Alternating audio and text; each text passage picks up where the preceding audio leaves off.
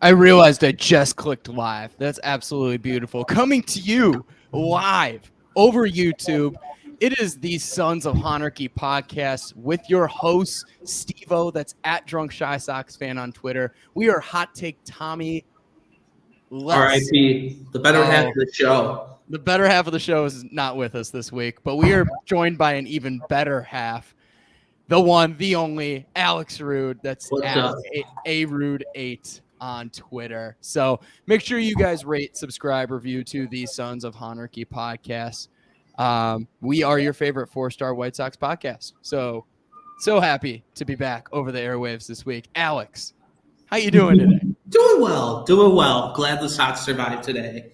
Glad they survived. How are you? I'm doing okay. You know, as you can see, my big thing with Hasbulla, being in my background, he's still here. The White Sox have a losing record, which is disappointing as shit, but it is what it is. The White Sox are going to get through it, and we're going to talk about that. So, before I talk, I don't want to be rude, Alex, like you Mr. Rude here, but one thing that we always do as the Sons of Honarchy podcast, every time we have a guest for the first time, and this is your first time being on the Sons of Honarchy podcast, despite all of your times berating me in the comment section or giving your 5-star review. You guys review. do this with Gabe when he was on the pod as well? Oh, there you go.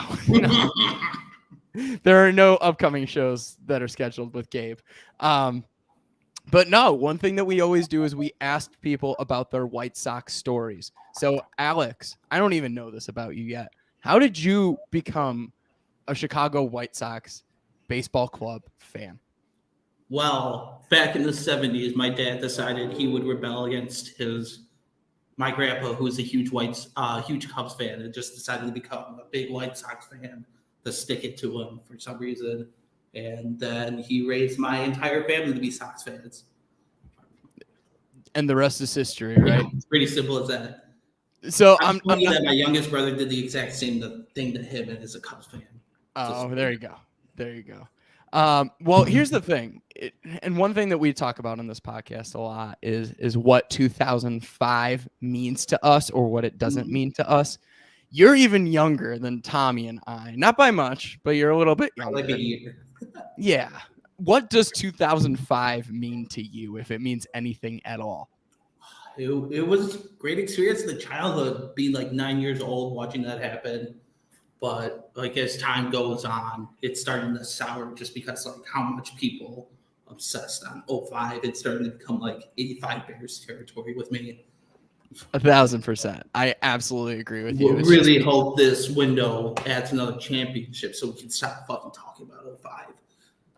Agreed. 1,000% that we need something very quickly that's more than just a division championship or a blackout game where the White Sox look fantastic and clinch a playoff berth, or the fact that they haven't even won a playoff series since 2005. It says something. So yeah. Well, right now, Alex, we're looking at the White Sox and we are seeing a team that is struggling, to say the least, right? A team that is underperforming, a team that just can't quite get a grip on certain things, particularly hitting. Where do you point the finger first, Alex, for how this season has gone so far? Okay, there's two parts to this. First, it's the roster construction and how this past offseason went. So that fairly falls on Rick Hahn. To sit on your ass and only sign relievers and utility players when there was a need for a left-handed impact bat these past couple of years, and not do it. And then secondly, it seems like Frank Menachino, whatever he's doing, something needs to change. Like all these hitters are underperforming. You can't really put that on La Russa. It's kind of got to fall on what is the hitting coach teaching these guys or talking to these guys about that. Nearly everyone in the lineup 1 through 9, with the exception of like Andrew Vaughn and Luis Robert, are underperforming. And you can even make an argument with all of Robert's talents that he's underperforming too. Right, 100%. So if you are Rick Hahn or if you're Kenny Williams or you're somebody in the front office, Do you shake it up so much and cut ties with Frank Menachino in the middle of the year, or do you just try to ride this out? Well, lucky you say that. Gary. Funny you say that with the Phillies firing Joe Girardi. They happen to have the best hitting coach in the major leagues on their staff. So if I was Rick Hahn, I'd be calling Kevin Long. I would have called him on Friday and tried to offer whatever money he wanted to come over to Chicago. But other than that, if I was Rick Hahn, the best trade target that probably makes the most sense for this team is probably Andrew Benintendi or Josh Bell. So I'd be trying my best to acquire one of those, a left-handed bat that can kill right-handed pitching and just slide right into your lineup. Josh Bell in particular, because you can now no longer need Gavin Sheets because the one fact he hits with his left hand is the only reason he's on the roster. Yeah. Yeah. Well, and I know you love Gavin Sheets. He's like your favorite, Alex. I know you you really want to keep him around and, his defensive prowess and ability to hit the ball. Why teams shift against him is still beyond me because the amount of opposite field hits that he's had this year so far is really funny to me. Yeah. I mean, he's trying something. It's the only thing he can do. Maybe it's just out of pity. Maybe give him a chance, see how shitty he is. Right. So you would go so if you're in the front office, you say, hey, Josh Bell or Andrew Benintendi. These are the main targets. That's what you would target right now. Even with their record right now, you think the White Sox let me give you a hypothetical. They hit the trade deadline, and around the trade deadline, they're at a 500 record. You think they're still buyers at the deadline? 100%, because if Rick Hahn doesn't buy and get this team to the playoffs, he's out of a job. Mm-hmm. Pretty simple as that. There's no way he can maintain his job if they miss the playoffs. And I'm pretty sure Rick knows that, and Jerry and all the powers that be at Eloy versus Wall and the rest of the ownership group. Rick Hahn knows that if he doesn't make the playoffs, he's fired. Yeah, well, that's Northbrook Bob's son, right? Is that maybe? It's basically confirmed. So actually, I love that Carrie brought this up already, and I'm gonna dive right into it. I wanted to end on talking about this, but we're just gonna hop right into it. Less than 8 minutes into the podcast. Carrie brought up here in the comment section on YouTube, which I love it. Thank you for those of you that join us on YouTube and add to the comment section because I love to bring these comments up mid-episode. The Braves bought at the deadline last year, and the White Sox right now are under 500. They, after 50 games, and I think actually at the All-Star break they were under 500 last year. But after 50 games, the Braves were 24-26. 2019 Nationals after 50 games, 19-31. Do you see any similarities between these two World Series winners in 162 game seasons? Obviously, the Dodgers won in 2020 on that shortened season, the Mickey Mouse World Series, as some people say. But 2019, 2021, the last two full-length seasons we had where we had World Series champions that started very slow and ended up at the top. I mean, I think a lot of people, when they try to push back to that, think, oh, these are just exceptions to the rule. But if you look at the past decade or so, looking through every World Series, for the exception of 2018, at least one of the teams that were there were struggling. I'm looking at the 2014 Kansas City Royals, who were 28-31, literally on June 5th. 2014, and they still made the World Series. So how you perform in May and the beginning of June has zero. Yes, Carrie, has zero correlation with how you do in October. So to think that they should be selling or should give up on the season at this point, history has so many different data points that's just a stupid idea to do. But with last year's team, with the Braves, they added pieces that they thought would help their roster, and they did. Well, they had the challenge of replacing an MVP face of baseball player in Acuna. Luckily, the Sox don't even have to do that much. 2019 Nats had Juan Soto be Juan Soto. So I think it kind of became comparable if Luis Robert just kicks it into another gear and beats Luis Robert, just like the Nets had Juan Soto be Juan Soto. Yeah, For 100%. I mean, the White Sox need that breakout guy. They need somebody that's just going to absolutely rip the cover off the ball and be absolutely fantastic. Hello to Sean Jankowski, who Hey, Sean. joined us in the chat. Good to see him in here. Do you think so? When we talk about the White Sox then adding a piece that is going to help them out, that's going to help them succeed, and you mentioned those two guys. What do the White Sox have in order to give up to try and add a piece that's going to mean something? They're both rentals, so they'll be low cost regardless. So even when the Sox have like a shitty farm system like they do, they can easily move like a Yolbert Sanchez or somebody like that probably doesn't have much future value, but at that point the Royals and the Nats are just going to be trying to get whatever they can get back. For sure. Well, you ask some people and they say Yolbert Sanchez has present value. Alex, what are your responses to that one? Let's talk when he can have a higher OPS than Blake Rutherford in Charlotte. Great point. And I know he's going to add a little bit more defensive value than Blake Rutherford did, but at the same time, he's not ripping the cover off the ball by any He's not means. really making the case for himself in Charlotte when he has the 8th highest OPS on the team. Correct. I mean, he is right now at best an average AAA hitter, and an average AAA hitter is not going to do the job, on this ball club in regard to patching up a hole that we have at second base. Oh, and Sean actually brings up another point that they could add, just another, saying the Super Bullpen did their job today, just adding another left-handed reliever to that bullpen, just so you don't have to trot out Bennett Sousa as your only other left-handed option in the bullpen, because I feel like Gavin Sheets, he's just there because of his left hand. Well, hey, don't bitches love Sousa, though? They love Sosa, not Sousa. They hate good Sousa. Point. Very good point. But Jordan does love Sousa, so maybe bitches do love Sousa. Damn. Shout out to Jordan Miller, who is not with us at the moment. But here's the deal. Thoughts on the starting rotation so far this year? Because I know one thing that White Sox fans really wanted to see, especially with the demise of Dallas Keuchel, which was here's the thing.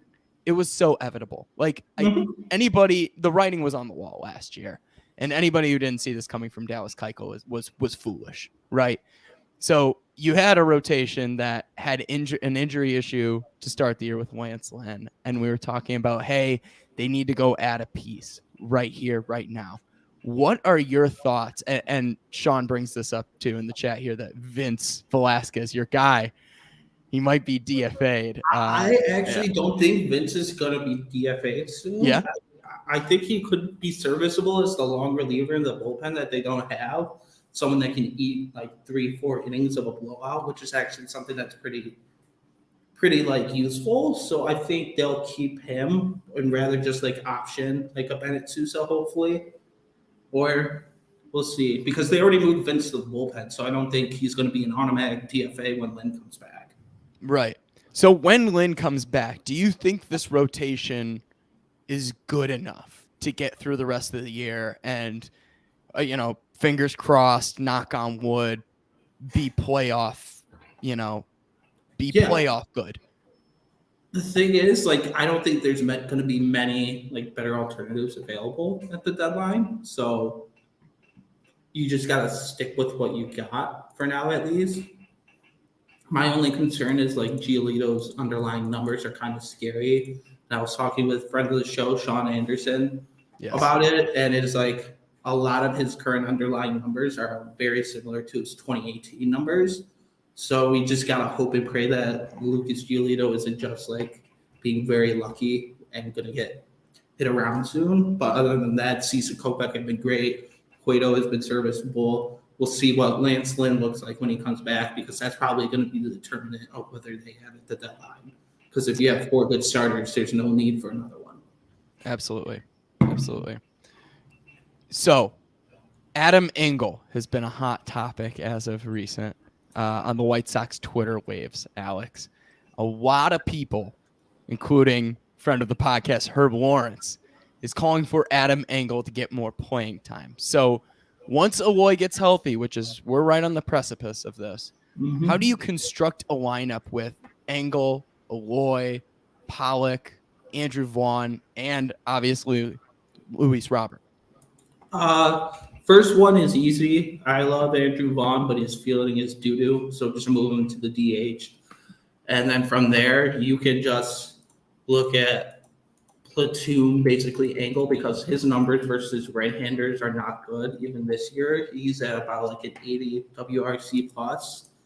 And then whoever you just rotate out, whoever needs a break between Pollock or Eloy, because even Pollock too has been crushing left-handed pitching with a 140 WRC plus, so that makes it tough.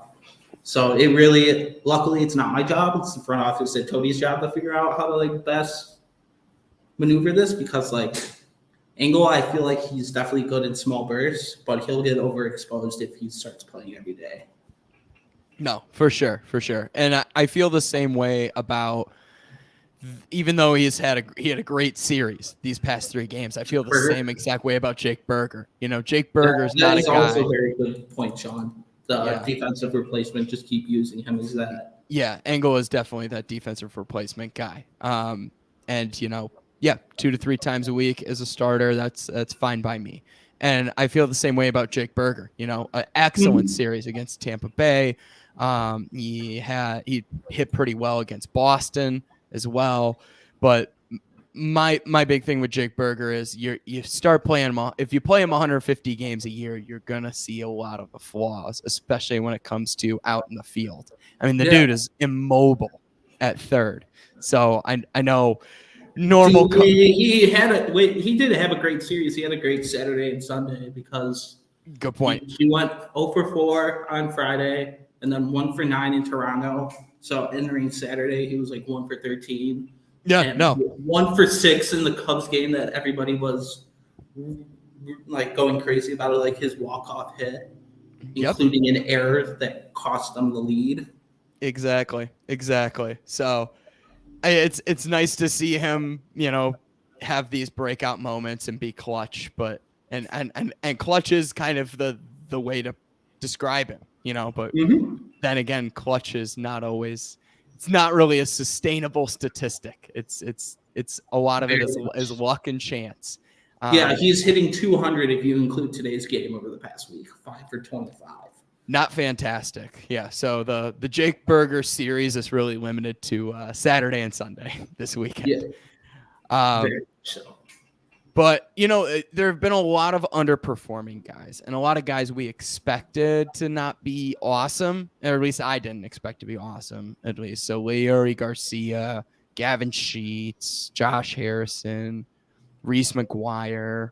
I mean, but then you've also got veterans on this team that aren't pulling their weight with Yaz and Pollock. Moncada's had the injury problems, and Eloy has, you know, obviously been injured as well and hasn't had a chance to really show what he's worth. So who do you think of all these guys is going to wake up the most? The most of that, just because I don't trust this organization to not play Yaz and Moncada clearly hurt like they're currently doing. I'm going to go off the wall. Josh Harrison, just because the past couple of years he's been solid. And like if you look at like his underlying numbers this year, like on hard hit balls, like he's hitting under 300, and this is like the MLB average for a hard hit ball in the 400s. So like he's had a lot of bad luck. The average exit velos are going up.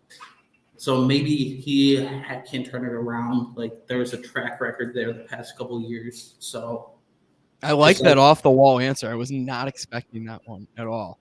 So, yeah, because like Eloy, Pollock, Yaz, and Moncada, like I'm not sure how healthy they are, but if they're healthy, like they can turn it around. But for sure, and there's a couple of those guys I'm going to ask more questions about in a second. But you know, I want to bring it back to our conversation about pointing the finger, and you brought up Rick Hahn in the front office and their lineup construction and how the money was spent. The money was spent, but was it spent wisely? And I think we can, you know, obviously say the answer to that is no. But then we look at, you mentioned Frank Menachino, obviously being highly responsible for whatever the hell is going on in regard to this team's lack of offensive production. Now, Sean Jankowski, our guy here in the chat, said, thought the bench today was more lively, a lot more enthusiasm today. Yeah, and Tony coming off a win, like for sure. Now, Tony La Russa, I know you don't want to point the finger at Tony too much. Yeah, I'm a big managers don't matter guy. You're a big managers don't matter guy. Can you explain that one a little bit to me? Because I look at Tony and I don't know if he's the right guy. I just think the front office has a lot more like in play on like how a team performs than a manager. Like the roster, like the manager can't really do much of what he's given. Like if Tony La Russa had guys like who all was free agents, like the Kyle Schwarber instead of Gavin Sheets, I feel like the team would be a lot better. Like for sure, the GM has to get good players and not rely on crap. No, for sure, or in the hopes, right? You can't just in a championship window. You can't just hope a guy is gonna have a breakout year. Yeah, and like Dan Sombrowski, like he was replying to someone who was complaining about the White Sox lineups, like lineup construction, like the difference it makes over 162, like even from the best possible to like a La Russa lineup is only a difference of a couple runs. So like even though lineups barely have an effect, like over the long term, even though like the fans just love harping on the lineups. For sure. So I gotta say this, I'm with you, Alex. I really do think that managers do not have that much of an impact. But at the same time, I look at the decisions that Tony La Russa has made throughout the year, and I can just point even in recent memory to today, right? Lucas Giolito's struggling in the fifth. He barely gets out of it. He gets a double play ball, rolls into a nice double play, gets himself out of the inning, but it was there. All the telltale signs were there. Hey, Lucas is losing it on the mound a little bit. Let's get somebody warmed up in the pen. Let's have somebody ready as soon as we see. Part of that also has to be on Ethan too. Like that's not solely Tony, because Ethan has to tell him like, "Hey, Lucas is struggling. We should probably get someone up." Like it's a group effort. Like I feel like Tony just goes off what Ethan tells him because he's not the most sentient person in the dugout. So like I feel like there's an extra emphasis with this coaching staff. Like they got to be proactive with Tony, so he does make those decisions correctly. For sure. And I mean, a lot of the conversation around the La Russa hiring last year was, he's going to lose the clubhouse so quickly. He's such an old mind, all of this, right? Especially around the Yermin Mercedes situations. Do you think that that rhetoric is alive at all right now within the clubhouse? Not at all. I feel like the players have loved him, and like I wasn't too necessarily concerned about that because for as much shit as we all love to give Chuck Carfine, he did an excellent podcast with Dave Stewart, like right after Tony was hired, and Dave just kept harping on Tony stays out of it. He lets the players create their own clubhouse culture. So the St. Louis Cardinals, the Cardinal way, like the players that set that culture, that I feel like that's what everybody associated Tony with. But Ricky did do a good job in like building up a good culture with the Sox during his tenure. So like there wasn't much for like Tony to come in and possibly ruin because the culture was already really strong and he stays out of it. So fair. That's I'll take that as an answer for sure. Damn right, Billy, and I enjoyed it.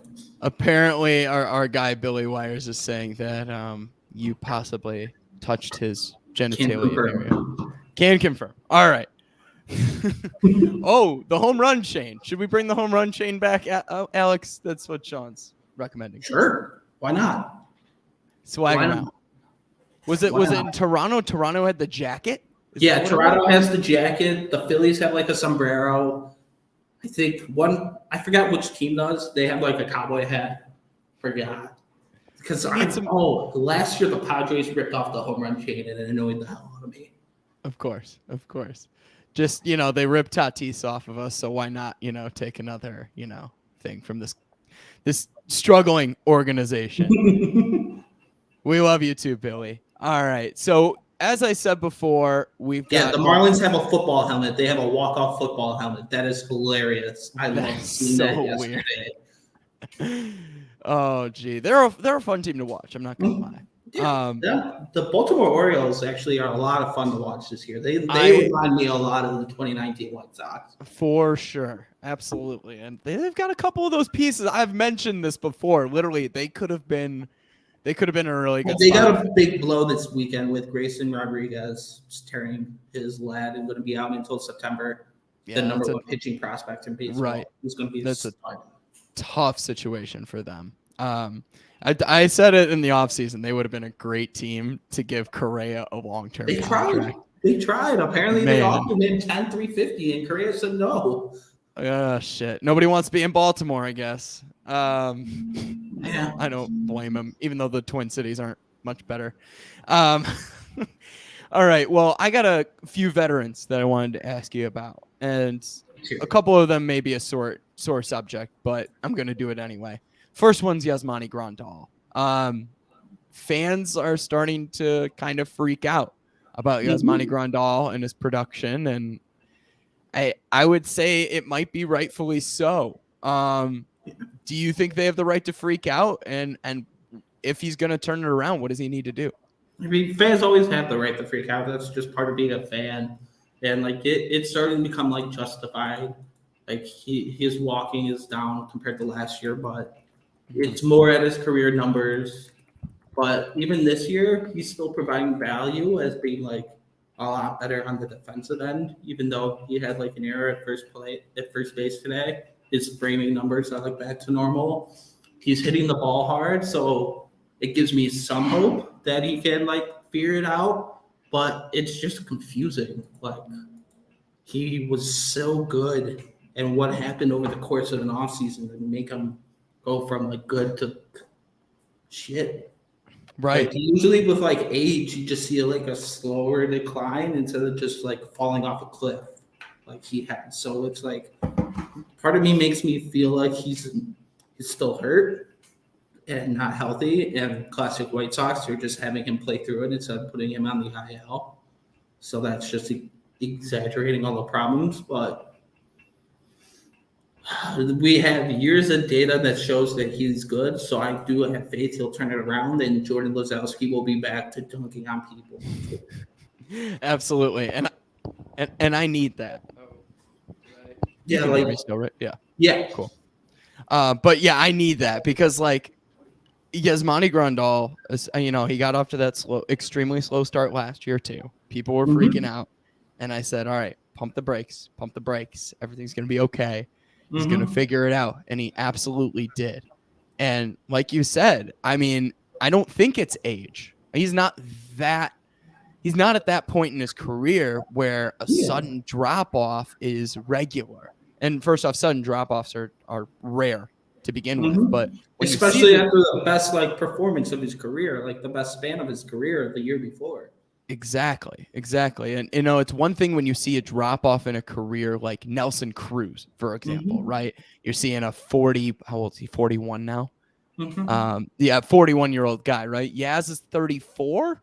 33 still. So that would just be absolutely absurd. And I'm worried about the injury too. And I know we're pressing guys because we're kind of in a pinch lineup wise, but man, we're going to need Yaz. We're going to need a healthy Aloy. We're going to need a healthy Yohan come down this stretch of must win games, especially once you get into August and September when the schedule lightens up. The schedule gets a lot easier. And that's part of why I'm not like worried for the team overall, just because like I made this graphic for Sean Anderson, just like you compare the White Sox and Twins post All-Star game schedule.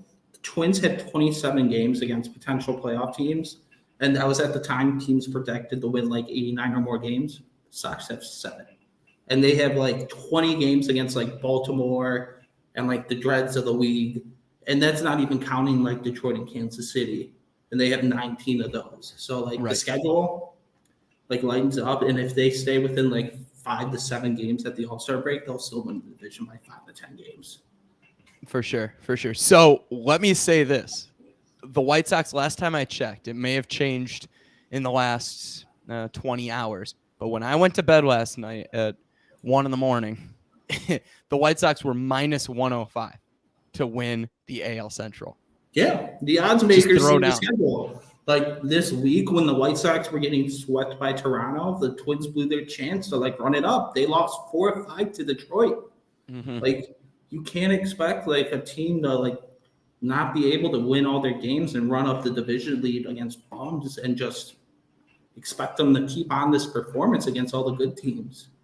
So as a semi-betting guy, should I look at that minus 105 and say those are great odds, just throw down on it? I'd wait until after the Dodgers series because you might even get better numbers unless the Sox just come out and like beat the Dodgers. But yeah, I'd still bet on the Sox to win the division. I'm not a believer in the Twins at all. If anything, I'm more worried about Cleveland if their offense can pick it up and they still have Shane Bieber, who's literally a historic pitcher on the road. I was reading Bob Nightingale's column today. Love Bob. Yes, you do. Yeah, 34 straight road games. He's let up less than 3 runs. 34 straight road games. He's given up 3 runs or less. Yeah. So it's an MLB record. So that guy is just literally one of the most underrated pitchers in baseball, arguably one of the best in the AL time after time. So, like, if Shane Bieber stays healthy, I'm always going to be concerned about Cleveland. That's one of the doesn't have a Shane Bieber, so that's one of the most insane stats I've heard. Yeah, that's a wild. That he is very, very good. That's elite. That is absolutely elite. Now, I got to ask you this question. Now that you bring up Bieber, do the White Sox have an ace? They have an ace in the making in Michael Kopech. I'm not sure that I can say that Giolito's a no doubt ace. Like I said, with those underlying concerns, Cease is getting there. Let's see if Cease can keep it up. But Kopech, man, he just, even when he's struggling, he's still putting out in like an under 2 ERA. And you can argue that he's been struggling all year. Like, that dude is special. Yeah. I mean, that fastball just has so much movement. I mean, he doesn't need to throw it at 100 miles an hour plus anymore. He can sit at 97 and still just be absolutely nasty with it. And then when he learns to control the off speed, he's just going to be He's going to take another step. Like, yeah. I mean, he's disgusting. He's going to be on the same. He's going to be in that elite conversation, and because he's already creeping toward that, which is crazy. Yeah. What do you think about Dylan Cease's development this year? Obviously, he started off the year really, really strong. And I'll say this, against a lot of meh offensive opponents.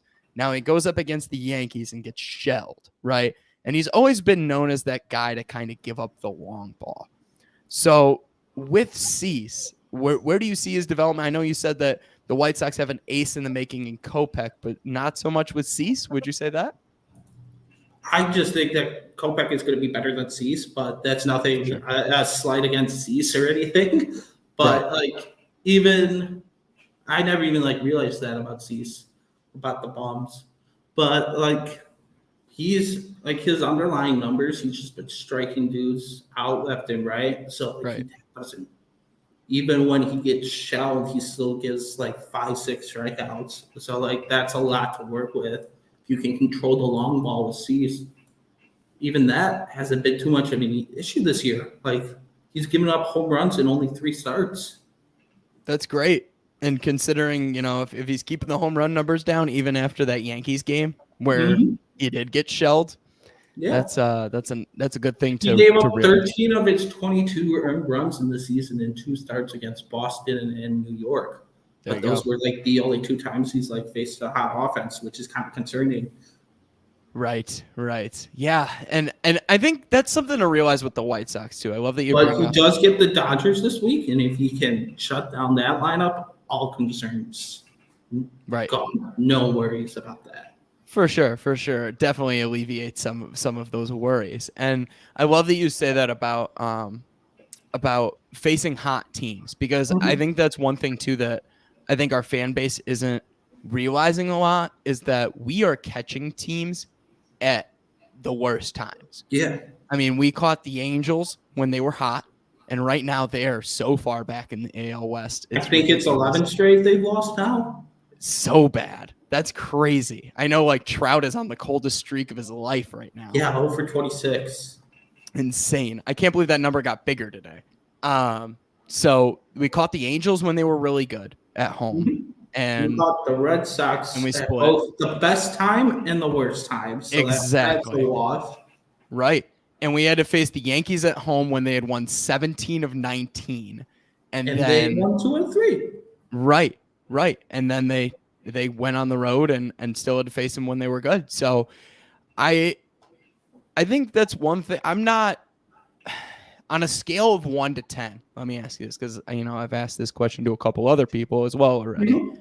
Scale of 1 to 10, 1 being cool as a cucumber. This team's gonna walk with it, walk with the division, walk into the playoffs with all confidence. To 10 being like, this team is an absolute shit show. They're gonna win 75 games. Fuck all this. Where are you at on that? I'd say 3, because that one concern is, even though I don't believe in the Twins, they have a much better farm system and can make a lot of upgrades at the deadline. So maybe that concern is there, and they just kill it at the deadline. But other than that, I still see this team winning the division. Even with their struggles, they're still staying within 5 games, which is what they need to do. Like, if the injuries keep getting worse, then that changes, obviously. But right now, it's just like how they're playing. Like, they're playing like absolute crap, but still take 2 or 3 from a good Tampa team. And they face this Dodgers series is going to be a good measuring stick because they get to avoid Walker Buehler and Julio Urias. So they get to face Mitch White, Tony Gonsolin, who's been really good. Tony's been great. And then Tyler Anderson.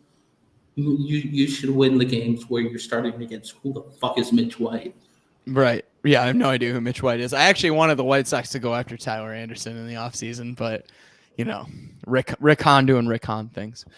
I didn't want Anderson just because he was a Vegas guy, and we would have never heard the end of it from Fitz. Oh, no, that's right. I almost forgot about that. Fucking our guy Kevin Fitz would have been all over that. You already know. Maybe I would have gotten an extra guest on the podcast, though. Who knows? Has he ever been on? Who, Fitz? Yeah. No. Nice. Yeah, Zoe would come on before Fitz. Let's be real. So you should just spite them both. Have Aldo on the pod. Oh, that'd be funny. Next year's Crosstown. Have Aldo on. Oh shit. I gotta ask you. Alex. I'm a big Moncada guy. Moncada is my dude. But seeing him obviously get injured, then come back really hot for a couple games, and then all of a sudden fall off a cliff. What are your thoughts on where Yohan Moncada's at? Are we worried about him? Is he just still injured? I think he's just still injured, and that's kind of worrying that they're just letting him play through it or brought him back without, 1, a rehab assignment, and 2, when he wasn't 100%. Like these last 50 plate appearances, if you look at his numbers on Baseball Savant, it's just all the way down from above average to just way below average over his past 50. So it is kind of concerning. And his expected numbers aren't even that much better than what he's actually doing. So it's is he healthy? You got to ask that. How can your training staff give the okay when he's clearly struggling going through all this on the field? For sure. And I don't know, is that a knock to the training staff? Is that a knock to the front office? I think it's both. If you have a guy that's clearly hurting, 1, how are you able to clear him? And 2, when do you step in as a front office and be like, hey, we need to put him on the IL? Because it just doesn't feel like he's 100% because this guy has been good his entire career except 2018 when he was going through struggles as a rookie. So even in his speed numbers and his defense, his defense is pretty good, but even his speed numbers are down compared to where he was. So you obviously can see he's not running at full strength. For sure. Yeah, and I think it's this press, and obviously when your team is not producing the way they should, right? They're Mhm. underperforming from where, us fans and where experts thought the White Sox would be at this point in the year. Mhm. Yeah, I get why the front office would press, but you've got, as we said before, there's a long stretch of games ahead of us, right? Where, especially after the All-Star break, the White Sox need to go on a tear Yeah. and take advantage of bad opponents, right? So make sure that your players are 100% Yeah. healthy Like and ready to go this for thing those with the games. White Sox this year, like Yoan was the latest example where they'll sit him like 5 straight games instead of putting them on the IL. Like, what's the difference in those extra 3 or 4 games instead of wasting the roster spot on someone that can't go? Like, it happened with Vaughn after his hand. They waited like a week to put him on the IL. It happened with Robert at the beginning of the year. Like, it's just like confusing. Right. Right. Yeah. It's kind of mind blowing in a sense. Like there seems to be no method to the madness in a sense, Exactly. right? Exactly. So, well, Alex, I first and foremost obviously appreciate you coming on the podcast and asking all these baseball questions, Mhm. answering all these baseball questions for Yeah. me, because you are a far greater baseball mind than I will ever be, especially when it comes to You the got that stats. right. You can admit it. It's all good. But I got to ask you some off the cuff questions in regard to kind of not baseball, the game related, but related to baseball, if Yeah. that's okay. Are you ready for this? Yeah, let's hear it. So, all right. So first and foremost, I need your thoughts on the removal of the goose from right field and the beer sponsorship changing to what is it? Coors, Miller Coors. Miller Molson Coors, Coors. Molson Coors. I So love let's it. I love it. give me all Absolutely your love it. thoughts. I love it. We need to replace the goose with a Brian Knight statue, and then all the vibes will be fixed. So it's not even just that we're missing the goose; we're just missing some sort of statue there. And you're saying Brian Knights, especially as Yes. the 108 tourney winner, should Yes. be in right field. Yes. Put in the Brian Knights Memorial 2022 108 tourney victory statue, and we're That's all good. But that's I love it. absolutely true. I'm not really like that big of a beer snob. So just like when it first happened, it was just an easy way for me and Carrie to give shit to Luke. So That is true. Bruhan Luke is probably the most upset about the update yeah, this way. like none of the craft cave options changed, nothing really. Like now I can just get Miller Lite and Coors at the ballpark again, which is sorry the Matt Crawford and Yadog, but like I take Miller over Bud any day of the week. Nope, Even I Modelo I and will Corona, that deal is separate, so they're still there. for sure. No, I 100% agree with you. Miller and Coors way above um, Bud Light. And then our guy Joel here, who's been he's been a, what was I gonna say, co-host? No, he's been a guest on the podcast a couple times. It's refreshing not to hear Tommy's voice right now. So Alex, you should definitely take that as a compliment. Thank you, Joel. Um, is it Miller Light then or Coors Light, Alex? If you're choosing, I'll leave Miller, but I won't say no to a Coors. They're like right there with for me. It's fair like enough. Miller, Coors, big drop off, Bud. Okay, yes, absolutely. What are your beers between Coors Light and Bud Light that you're willing to drink? Just of the domestics, Oh or yeah, yeah, yeah, yeah. Like like you go to the store and it's still under $1 a beer. is there much else there in the domestics besides those three? You taking Bush Light or you taking Bud Light? Oh, Bud. Ooh, ooh. Hams, hams. Bush, Nettie, and Keystone are their own separate, like cheap college beer category. Okay, is hams underneath that cheap college beer category too? I think so. I'd throw hams in there, even though All no right, champagne drink hams. exactly. All right, so drink of choice at a bar. If you're gonna go to a bar, you're gonna order yourself a drink or two. What is your drink of choice? I'd probably say whiskey Coke. If I'm Okay. feeling like kind of fancy or like just bougie, I'll do a gin and tonic. But usually that's about it. Do you have a whiskey or gin of choice? Gin of choice is London's, and then whiskey of choice, I really don't care. It depends. Like if I'm with a partner, we're gonna go with like Crown Royal because they're just putting that on the company card. But other than that, just give me the well whiskey. Very nice. Very nice. Ballpark food of choice. Rank your top 3. Oh, at Sox Park, the Cuban has become my number one by far. The Okay. Cuban sandwich is so good. And then number 2, I'll probably just do the classic hot dog. And then 3 is new this year. The pretzel that brought, that was fantastic when I had that. Was it really that good? Because it looks like so much bread. I liked it. I All liked right. it. All right. It might be worth a shot then. Because I've been worried about how much bread it is and inconsistency to the brat. But if you say so, I'll take your word for it. Now, I've heard the Cuban has dropped off in quality. Can you confirm that's not true? I never really had Cubans before this year, so I wouldn't have a baseline to work with. Fair enough. It's still really good then. Yeah. All right. All right. Good stuff. On your dog, now at the ballpark, you can give me what you get on the ballpark and then what you get at like a hot dog shack. What goes on your hot dog? At the ballpark, just like mustard. Just keep it simple. Don't want to get too messy. And then regular hot dog, classic Chicago dog. Just I'm not a big sport pepper guy. Okay. Okay. What is it about the sport peppers? Is it just like the little, like kind of the flavor of it? It's not the spice.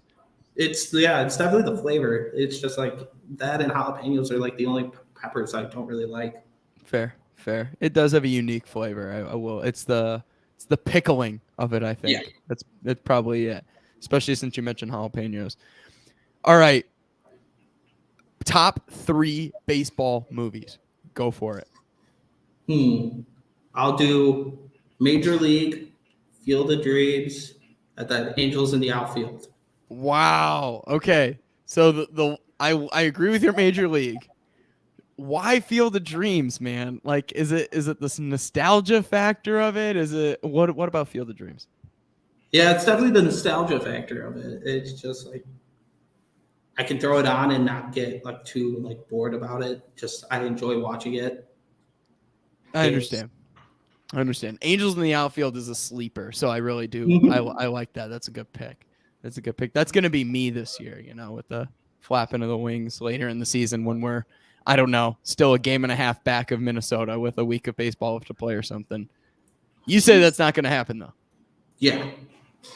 Well, people. I mean, AJ Pierzynski said we're going to win the division by 20 games, though. So, hell yeah, love that confidence.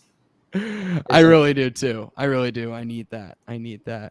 All right. So, if you were a major league pitcher or a major league hitter, what would be your coming out song?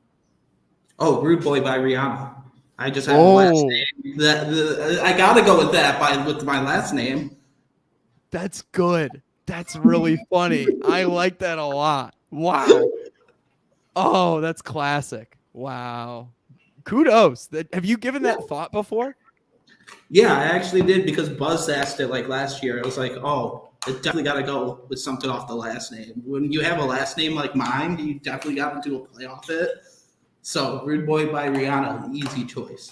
That's absolutely fucking classic. I love that. How many of the major league ballparks have you been to in your life, and which one is your favorite? I think 9 and Busch Stadium. I just really love the ballpark village aspect. Just being able to. Did you go to Old Busch or New Busch? New Busch. It was last year. Okay. I'll have to make my way out there. I've driven by it. I've actually seen a game. Well, not a game. I've seen part of a game from the Arch before. Yeah.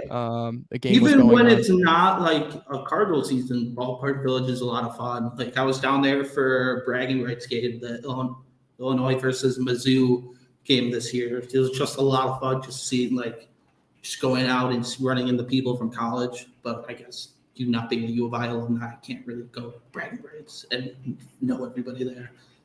Fair, yeah.